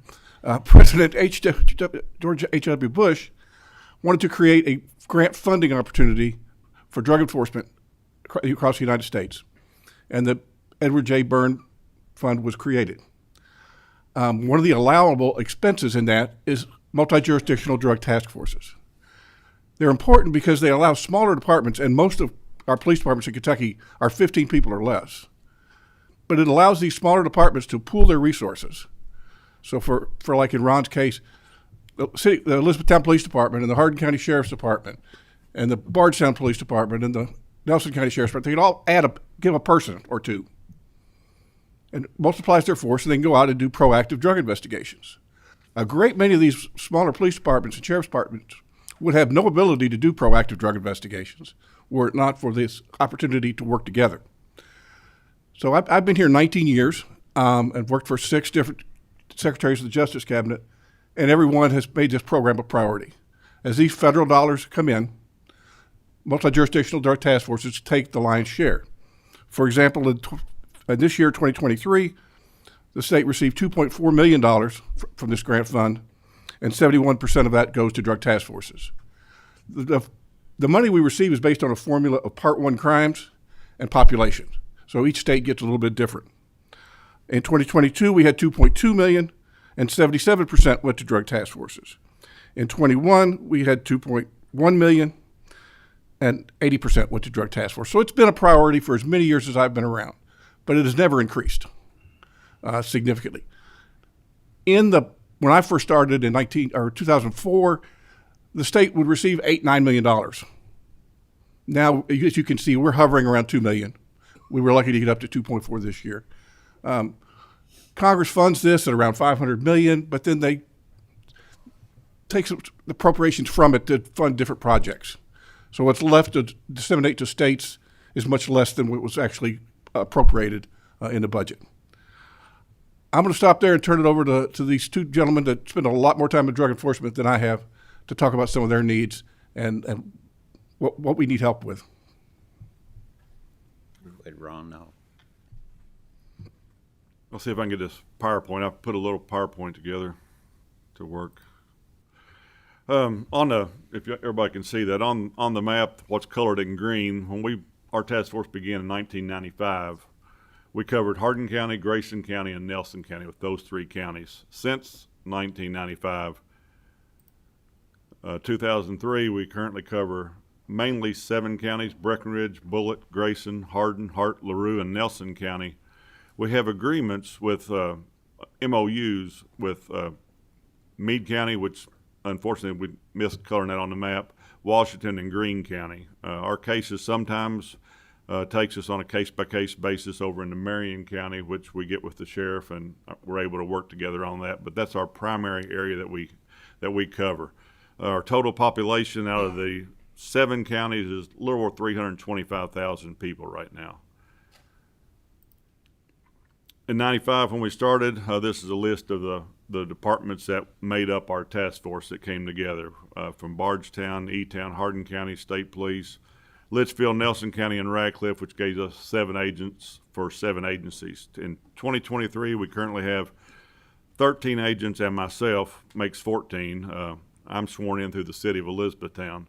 We have 1 from the Breckenridge County Sheriff's Office, 1 from Bullitt, counting myself, 4 from Elizabethtown Police Department, 1 from Hart County, 1 from the State Police, 1 from Litchfield, 2 from Nelson County Sheriff's Office, 2 from Radcliffe Police Department, and 1 from Shepherdsville. So our manpower has grown. You'll notice Hardin County is not on there in 2023. The guy they had left, and currently, like the prior topic, they're scratching their heads trying to get school resource officers, so they haven't been able to backfill that spot either. So everybody's kind of feeling the pain on low manpower. As Senator Deneen said, there's 11 multi-jurisdictional task forces. That's the group of them there.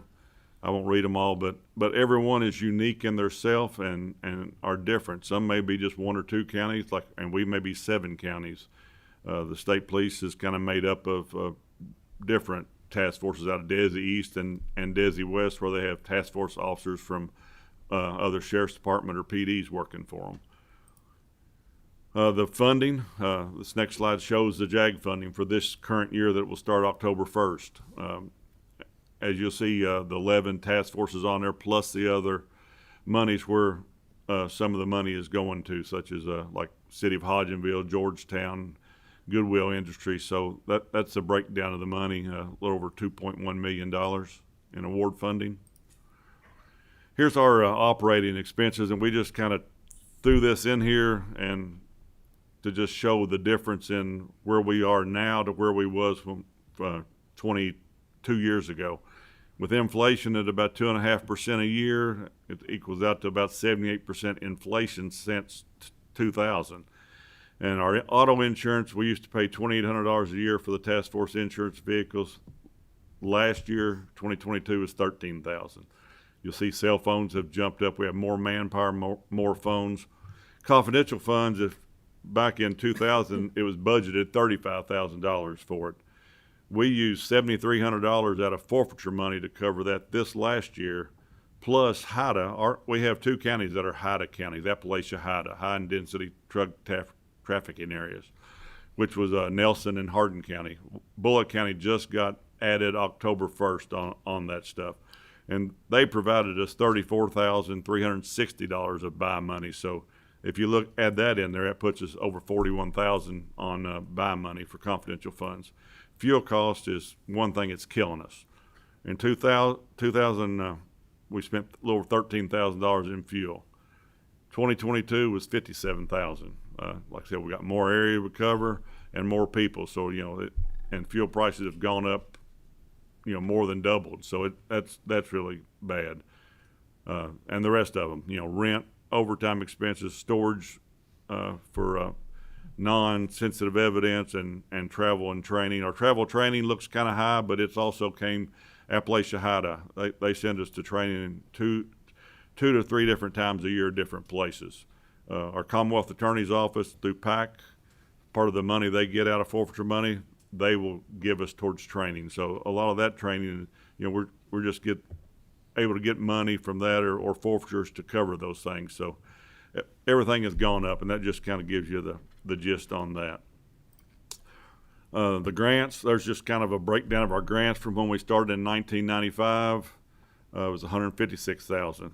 We put that down in 5-year increments, which I think left out our highest of all time, which was $288,000. But it shows you it went from there, and to 2023, the one we just got awarded is about almost $100,000 less than what it was at the highest, and which, the population we cover in the area is a whole lot bigger. Next on the slide here is our cases and arrests, just to kind of give you a breakdown. 1996 was the first full year after our task force began. They had 252 cases with 123 arrests for those seven agencies and 7 individuals from those 3 counties. Arrests and cases have climbed. Our cases, even during like 2020, the COVID year, our cases was still high. We were still working. Our arrests were down a lot, but that was also due to grand juries not being in session, to courts being very limited. So we a lot of those cases got continued on until 2021 and 2022 when those arrests were made. Last year, we had 1,225 criminal cases with 984 criminal arrests. Drugs seized, these are in grams, and I can kind of touch base and break that down just a little bit for you. But just heroin is the very top one. We had 225 grams of heroin in 2022, which was our high year, which is just a little bit under a half a pound of heroin. 2023, for the first 6 months, is 9 grams, but most of what we are seeing now is fentanyl. Going to fentanyl, in 2022, we see 1,669 grams. That's about 3.6 pounds of fentanyl, which if you break it down into pills, it's a little over 8,500 fentanyl pills. We used to weigh, or we used to count out the pills, and then we decided we would just weigh the pills and go by an estimated weight instead of actually trying to sort through those pills, with fentanyl as a dangerous drug as it is in the powder. So that's a very modest estimate on that. The first 6 months of the year, January through June, right at 1,200 grams of fentanyl. which is 2.6 pounds or 6,000 pills.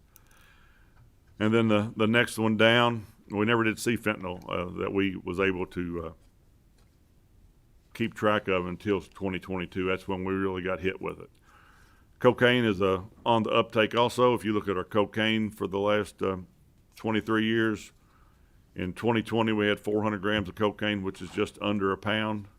2022 was 3,500 grams, which is about 7.8 pounds of cocaine. And in the first 6 months of this year, we've almost got that much again, 3,400 grams, which is like 7.7 pounds of cocaine. The next slide is actually in pounds. It says at the bottom grams, but that was a typo on our part. I noticed that last night. Our meth has gone through the roof. As the borders become more open, the crystal meth by the cartels are just like the fentanyl. It's just pouring in. Just 2022 was our high with right at 43 pounds of meth. This year, the first 6 months is right at 24 pounds of meth. Marijuana, which is not the popular topic to talk about of season more nowadays, but in 2020, we had about 108 pounds. Last year, we had 4,600 pounds. 4,000 of that was coming from Canada going to Nelson County on a semi-truck. And then this year, the first 6 months has been about 55 pounds of meth. But that's the drugs we're seeing. The uptick is in meth and fentanyl. Meth is dirt cheap. It's cheaper than marijuana. You can buy an ounce of meth in E-Town and Hardin County for $250 an ounce. Marijuana is costing you $300 to $400 an ounce. So the purity of it is so high and it's so cheap, it's ravaging our community. And fentanyl with overdoses is the same way. And then on another note, the overdose deaths and investigations, the way we like to try to work those is work with our local departments, detectives who's working the death investigations, and we'll bring the drug side in with them. We'll use our intel analysts to download phones and try to find the suppliers to work on overdose death investigations and charges there. And I'll give you to Tommy here to carry on. And I could give you very similar numbers for the Bowling Green Warren County Drug Task Force, but for time we won't do that. But it's very similar what we deal with and across the state. On a more positive note, I want to thank you all for a couple of things.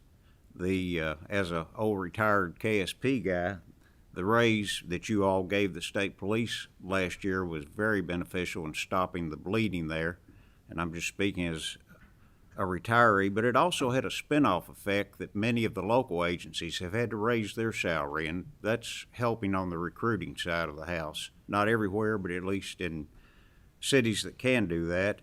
And the other thing I want to thank you for is for the major fentanyl traffickers is the 85% of the time they have to serve before they get out of prison.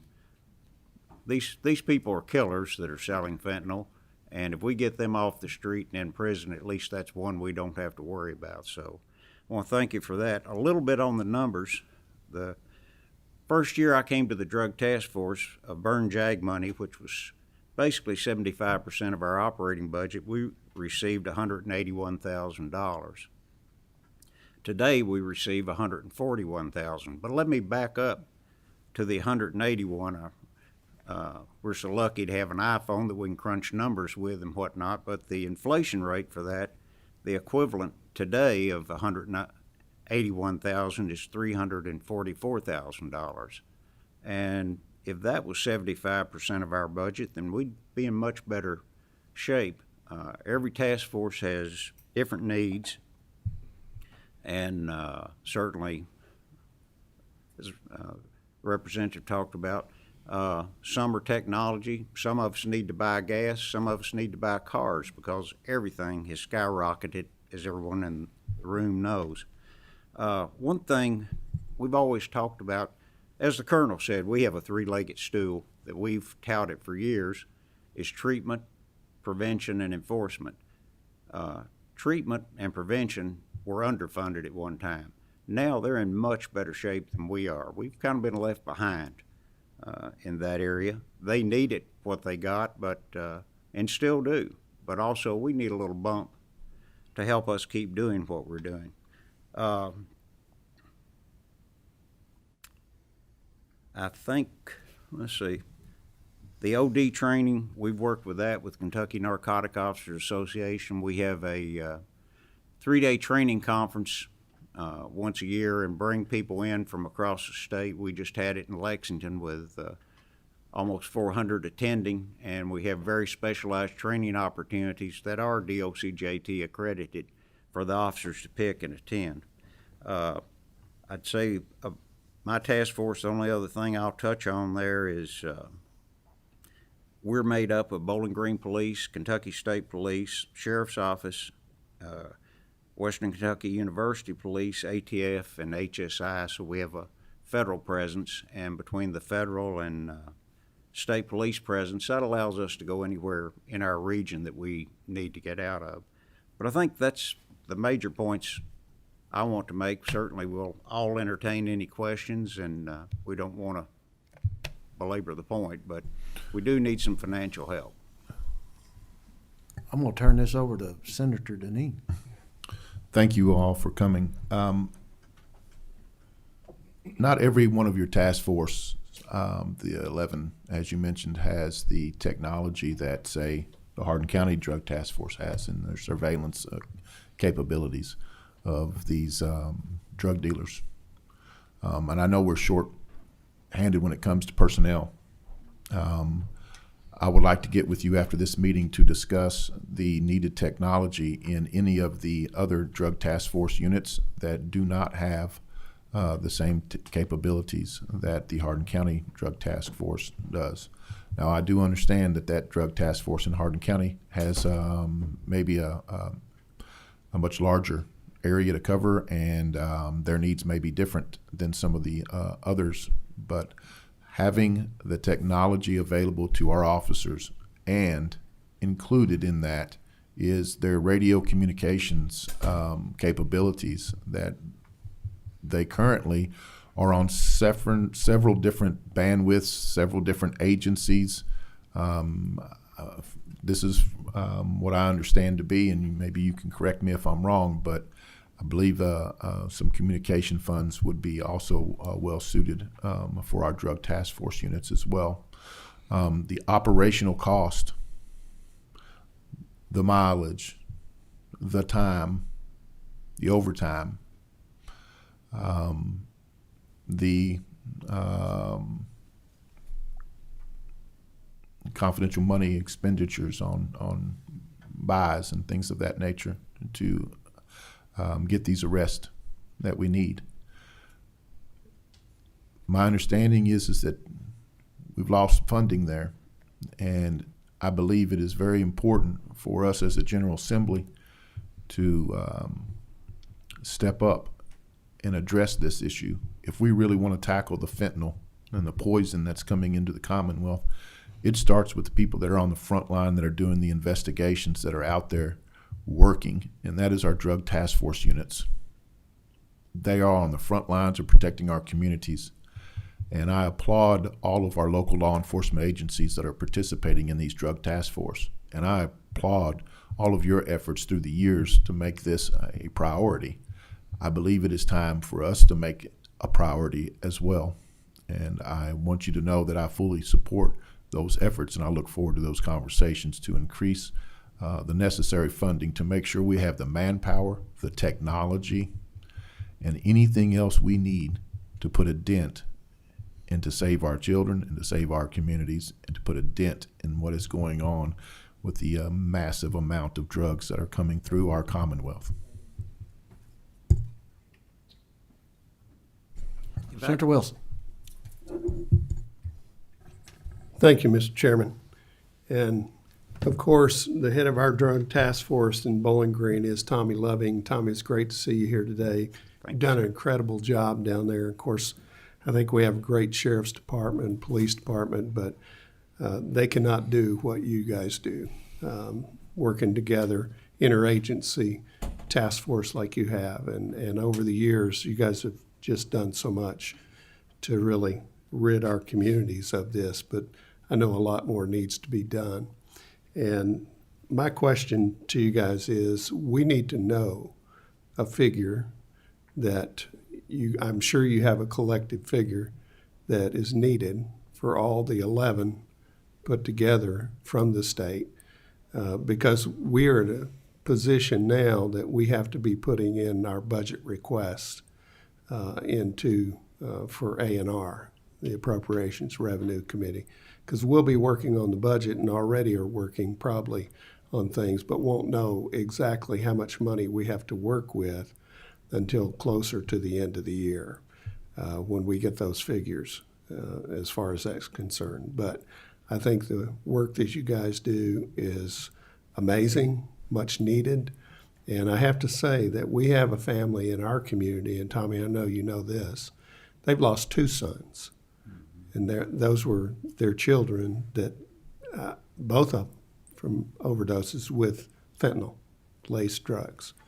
And I just can't imagine losing one, when you have that happen. And we personally know another family out of Glasgow that's lost a son, same thing, just one pill laced with fentanyl, and it killed him. So I agree, this is something that needs to be taken care of, and so I'd appreciate that if you guys could get us that figure. Thank you. Okay, I think if we could get a little time and get back with you on that number, we could come off with something off the top of our head today, but rather be a little more definitive, I think. I think it's important to look at the population served by each drug task force. Some of them are quite large populations, but others not quite so much, and kind of a formula based on that.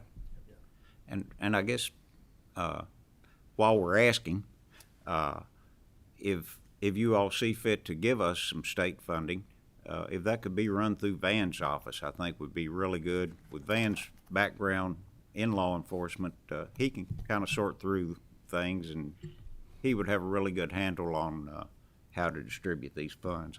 I hate to talk that nice about him here, but he's always been our ally. Yeah, if you could get that to us, we'd appreciate it. Yes, sir. Gentlemen, thank you. There's no more questions, and it's been very informative today. We've got, if you stick around, or if we've got the other bunch that was here on the SROs, so some of us have to go to another meeting. So we'll if I can get a motion